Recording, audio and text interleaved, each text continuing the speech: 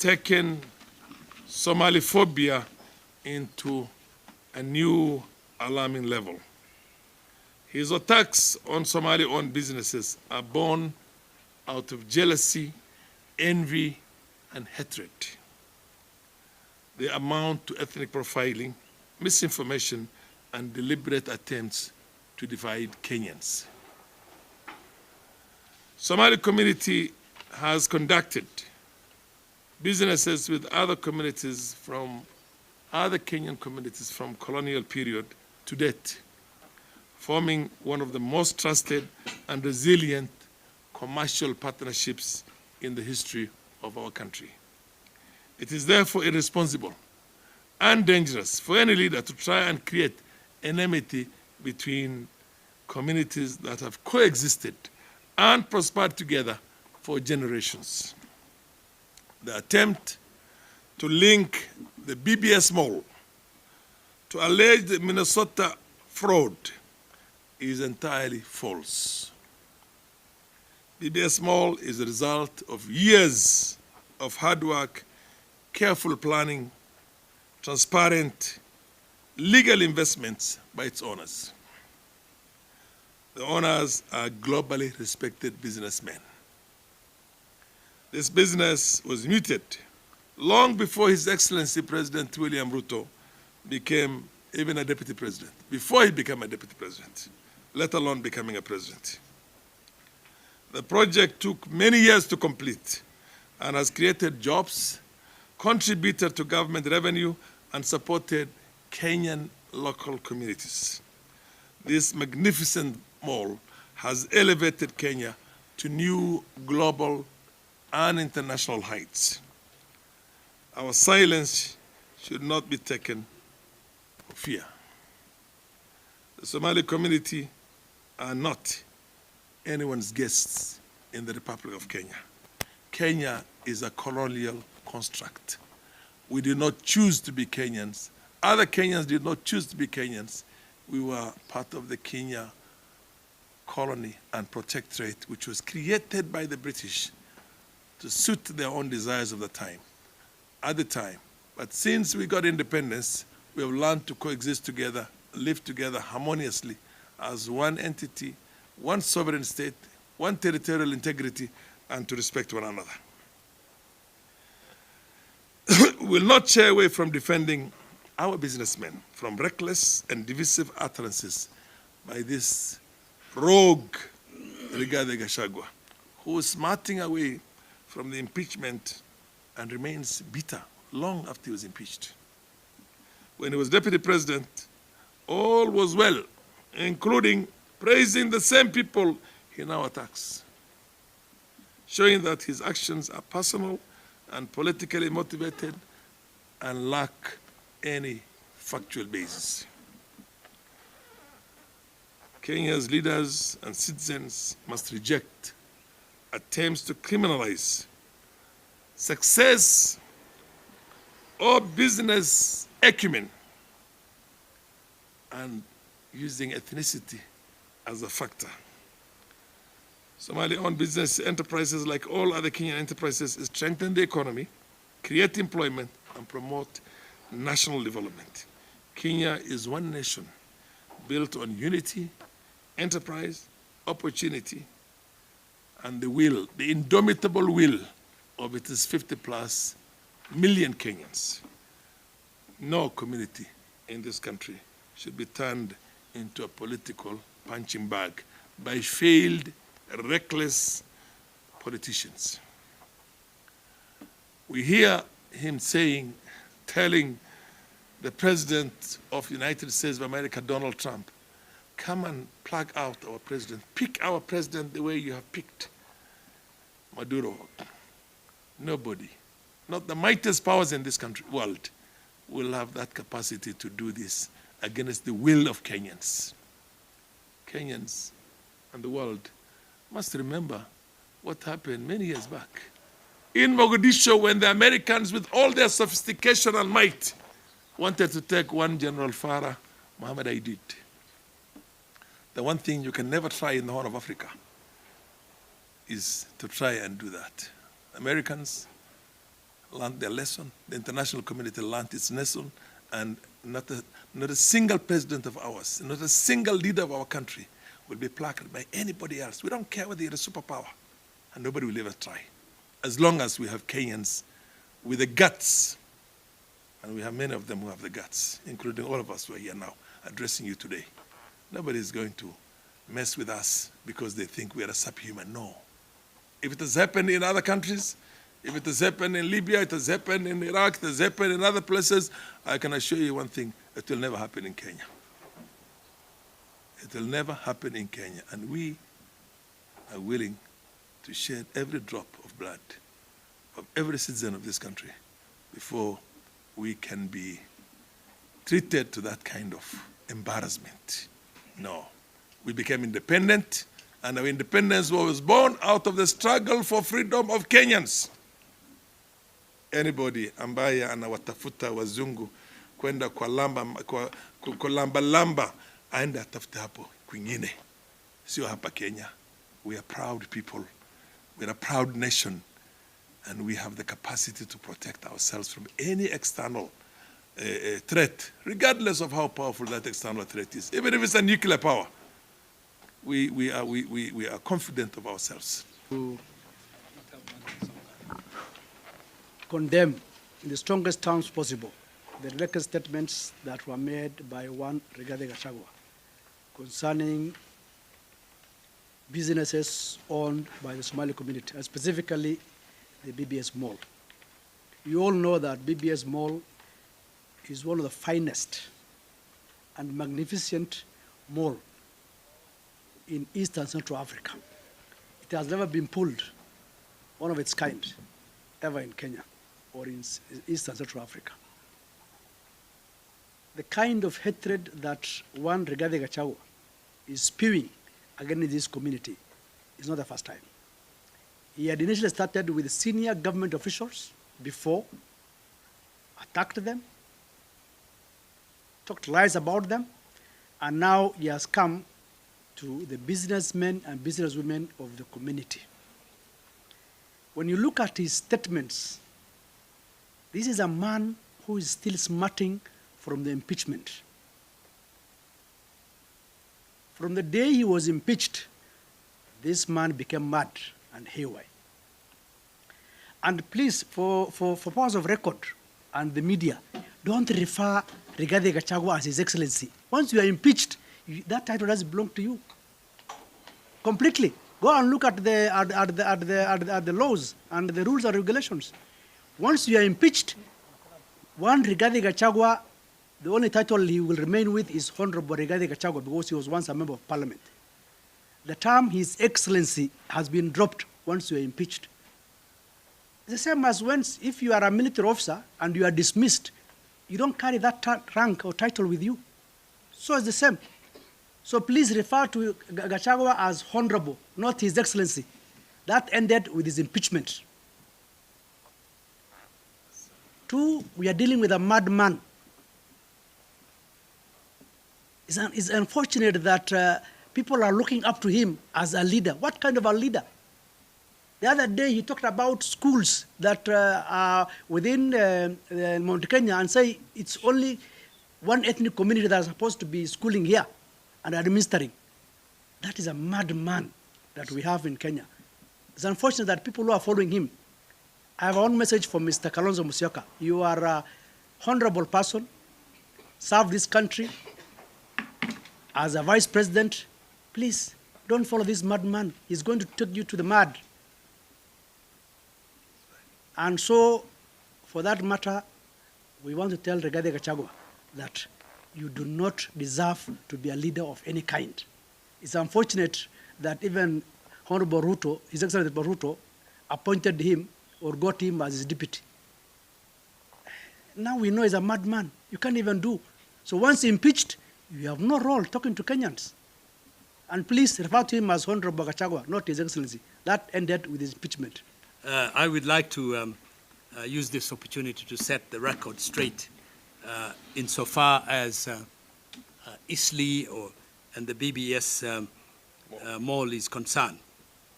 First of all, let me say that the overwhelming majority of Somalis in Kenya are law-abiding, peace-loving citizens who have lived in harmony with other communities and their neighbors. They hold no grudge or hatred against any community in our country.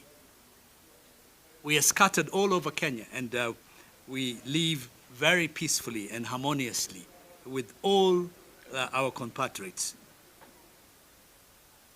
Let me first say, first of all, that the BBS was established by a group of visionary and extraordinary entrepreneurs and investors, majority of whom happen to be Somalis. These investors saw the opportunity and the potential of putting a major business or enterprise in Kenya.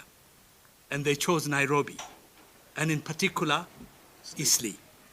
Their action was a vote of confidence in the future of our country. And they poured billions of shillings of their hard-earned resources into our economy, providing employment to our people, paying millions in tax revenue to the state, and lifting up our national GDP. Since its inception, the BBS Mall has raised the economy, profile, and reputation of our neighborhood, our city, and our country. It has become a source of pride and success to the people who call Eastleigh home, not only the Somalis, but the thousands of other people whom we share space with in our neighborhood. It predates the Minneapolis fraud cases, a highly politicized, weaponized situation which involves many other members of other nationalities, colors, and communities, but has become a cause célèbre to frame and scapegoat the Somali community in the US and beyond. Bashing Somalis, be they here in Kenya or the United States, has become a blood sport. And peddling propaganda, disinformation, and damn lies is the latest game trending on the social media. Therefore, we have come together to debunk that concept. We can no longer ignore the systematic and sustained barrage of ill advice and unjustified attacks that targets a whole community. Keeping silence is not acceptable anymore. Degrading, denigrating, demonizing, and destroying the name, the character, and the reputation of a whole community is unacceptable. And today we're here to say, stop the demonization, stop the bashing of Somalis, and let us stand up together to condemn those who are peddling fear, those who see the Somalis as other, and who have come to learn to hate others, which is why we as leaders have to take a stand. We must take a stand against xenophobia and the growing tide of Somaliphobia, and against the corrosive power of hate. Before it is too late, we want to say that all it takes for evil to flourish is for good people to do nothing about it. So we must stop now, and we must expose those leaders who are bent on dividing our community, creating divisions that might push our country to the edge and eventually over the cliff. Thank you. GACHAGUA and the kind of person we are dealing with as a country. As been said earlier, we are dealing with a madman who has no control of what he says. There is no connection between his mouth and his head and his brains. And he has unfortunately been targeting our one community in this country. The issue of Eastleigh business community, as you all know, Eastleigh business community is one of the biggest contributors of revenue and taxes into this country, and Nairobi in particular. And connecting it to what happened in Minnesota is a very unfortunate thing. And again, this kind of scams happen all over the world, and they have in the past been mentioned some other Kenyans who are involved. But none of us as leaders or as people or himself talked about those scams and frauds that happened in Western countries. And some of the monies were also alleged to have been brought into this country. So relating us as a community or as a business people in the region or in Kenya is very unfortunate of this madman we are dealing with. And I think this country needs to look at it afresh. And unfortunately, he has a space. And he seems to have getting the ears of many other people, other Kenyans, who believe in him as a leader. So we need to tell the Kenyans, or Kenyans in general, not a particular community, that we are no longer dealing with a normal person. They should be very careful of the kind of person they are dealing with, because he's going to bring some tension in this country. And again, we want to advise the other political leaders who are associating with him, who think that he has a huge voting bloc, so that they assist him, they assist them during the coming general election. We want to say again, anybody who associates with this madman, or any political person who associates with this man and they're coming to seek votes from our region, that we will not have any association with them in terms of political relationship. This gentleman who claims to be a leader of a certain region is turning Kenyans against each other. And again, the latest one is the issue of saying that schools that are national schools that are in Mount Kenya and Central Kenya in particular, that these schools should only admit students from the locality or from the one particular community. These schools are built, maintained, managed through national government resources, and they do not belong to an individual region or community. Thank you very much. Well, I really pity those who look up to the former Deputy President Rigathi Gachagua for leadership. And I think the man has abandoned reasoning of late with his latest outburst.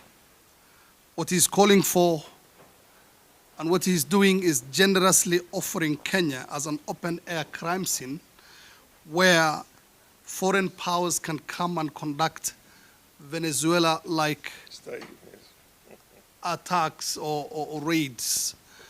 But what he should know is that Kenya is not a failed state. Kenya is not Venezuela. And this coming from the man who until recently occupied the second most powerful office in the land is really unfortunate. What he is doing to the Somali community is nothing short of dehumanization. We've seen dehumanization before. We've seen it in Rwanda before the genocide. We have seen it elsewhere. What Rigathi Gachagua is doing to the Somali community is dehumanization, and we'll call it by its name. And we need him to cease. The Somali community is operating legal businesses in this country.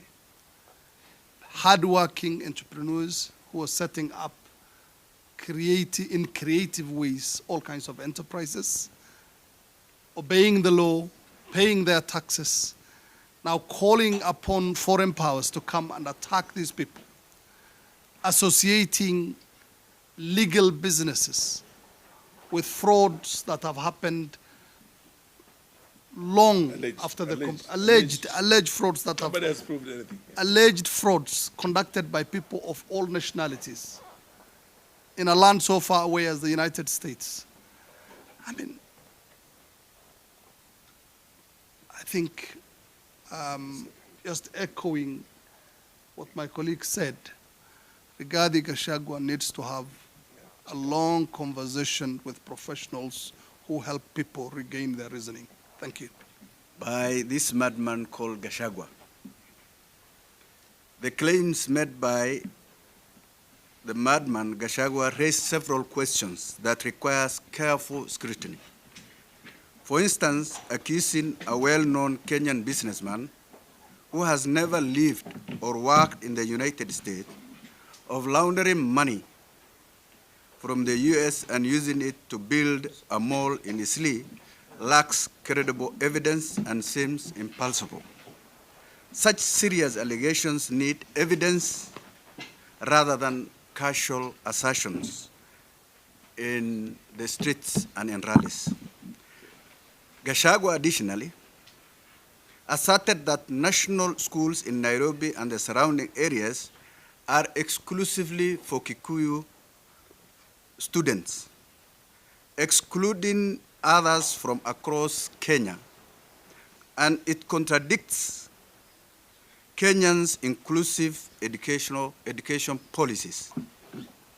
National schools traditionally admits students from all ethnic backgrounds based on merit, promoting diversity and unity.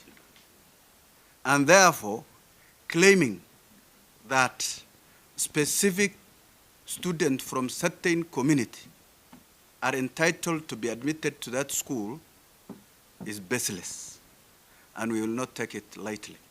This man is fond of dividing Kenyans into ethnic and tribal lines. It is also important to emphasize that Somali Kenyans are integral part of Kenyans' rich social fabric contributing to the nation's progress. Any attempt to single out or exclude Somali community undermines national cohesion, and we will not take it lightly, and we are not anybody's guest in this country. In summary, political or public figures should avoid making divisive or baseless statements. Instead, fostering unity and addressing issues with facts benefits the entire country. GACHAGUA should seek medical help from qualified doctors. In my view, this is a mad man who always vomits without consideration on where or when or who. Therefore, I raise my case. Thank you. I want to add my voice on the issues raised. I think the impeached Vice President, GACHAGUA, has no moral authority to speak about crimes that happen in another country. When we know he himself is a criminal, we know he stole from his own nieces and nephews, and he stole from his dead brother. So what moral authority does he have to talk about these issues? Secondly, it seems he suffers from excessive, obsessive, compulsive disorder. And the Somali community live in his head rent-free. Otherwise, why should we be speaking about Somali every other time? He wants to drive wedge between Kenyans, and that I think that is unacceptable. Sometimes you pity those who clap for him instead of helping him.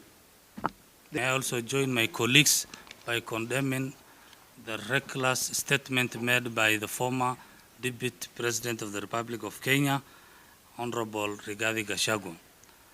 Kenyans first must thank the 13th Parliament for impeaching GACHAGUA, because we have seen this man cannot hold that office of the Deputy President. And I am sure by now Kenyans have seen. I want also to call up on business association umbrellas bodies like Kenya Private Sectors Alliance to come strongly and defend their members, because attacking a serious and innocent business owners by the calibers of like former Deputy President is not a call for. And by the way, I want to invite GACHAGUA and his team to go and visit and see Isli, because I have seen recently when the President has said in coming years Kenyans will be like Singapore, they were denying it. But if you go today to Isli and the structures that are there, I am sure every Kenya will believe that what the President has said is doable, because if you see Isli of 2010 and Isli of 2026, you will see the difference. And that are made by the sacrifice of serious business, Somali business communities. So, and I want also to call upon National Cohesion and Integration Commission also to investigate this reckless statement made by the former deputy president, because when he was in America, he called these communities as Al-Shabaab, and also said when the president visited Mandera,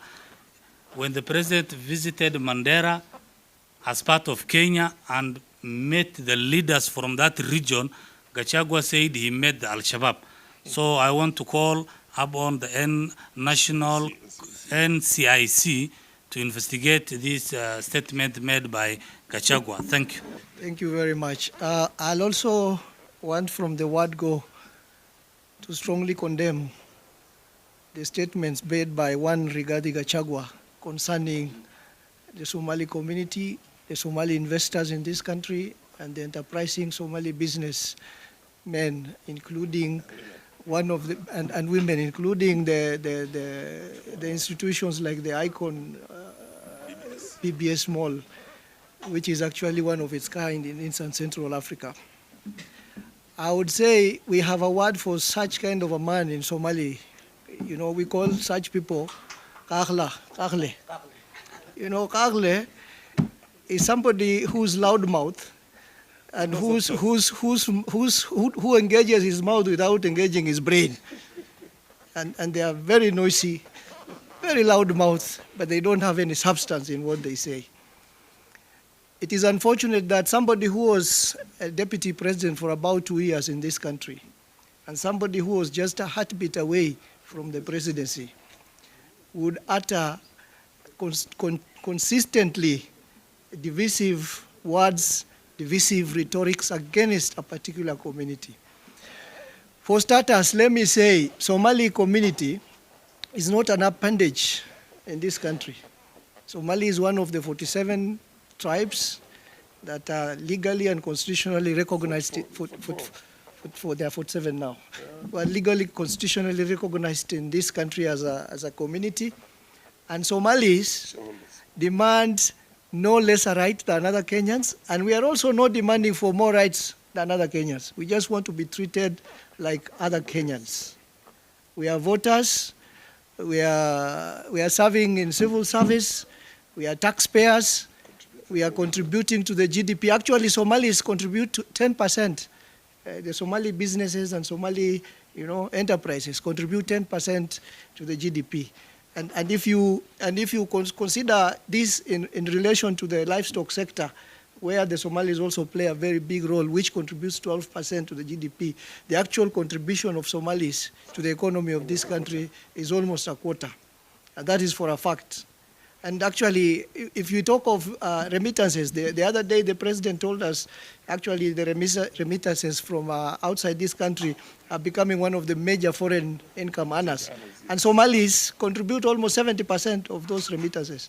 Forget about the diaspora European countries. Kenyans who are working in Somalia alone are contributing 70 million remittances to this country per day. That is for a fact. Go and check. 70 million Kenya shillings per day is what the Somalis who are living and working in Somalia, Kenyans who are living and working in Somalia are contributing to the economy of this country. Isli, which is the main business hub run by Somalis, is actually contributing 30% of the total income of taxes that Nairobi collects. 30% of taxes that Nairobi collects comes from Isli. And if you want to bastardize that community, which contributes that immense contribution to the economy of this country, then there is something wrong with your head, like most of us have said. Now, as you have been told, I'm a member of the Education Committee. And we all know the concept of national schools, how the national schools came about. Some of those schools were actually built by colonial governments, and we maintained them after independence, continued resourcing them. These are schools which are supposed to be centers of excellence for the nation, not for a particular religion, not for a particular tribe.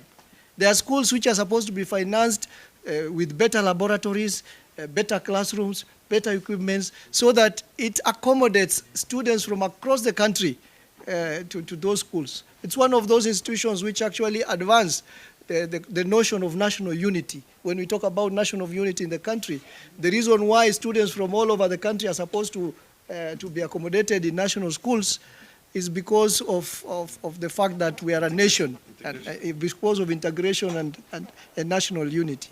And so we tell one Rigathi Gachagua, you have made Somalis your pastime. I know somebody said the other day in one of the meetings that he's being targeted because of saying Ruto one term. Actually, Somalis are being targeted for saying the opposite. We are being targeted for saying Ruto 2 term. And we will not shy away from saying 2 term. And we will not back away from saying 2 term. And we will re-elect Ruto overwhelmingly in 2027, just to wapende wasipende, to prove our point. And for those people who thought Somalis have very little votes, wacha tukutane 2027.